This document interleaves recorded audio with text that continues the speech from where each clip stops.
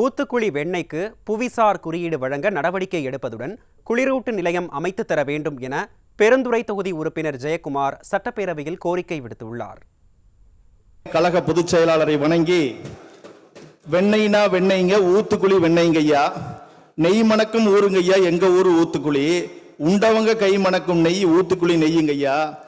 ஊத்துக்குளி வெண்ணெய் என்பது தரத்திலும் சுவையிலும் உலக பிரசித்தி பெற்றதுங்க. இந்த ஊத்துக்குளியை சுற்றியுள்ள கிராமங்களில் அருகம்பாளையம், இரட்டை கிணறு, கொடியம்பாளையம், கவண்டம்பாளையம் போன்ற விவசாயிகள் நிறைந்த அதிகமாக எருமை மாடுகள் அதிக அளவில் வளர்ப்பதால் அதிலிருந்து கிடைக்கும் பால் மிகவும் புரதச்சத்து மிக்கதாகவும் கெட்டியாகவும் இருப்பதால் ஊத்துக்குளி வெண்ணெய் என்பது மிகவும் பெயர் பெற்றதுங்க.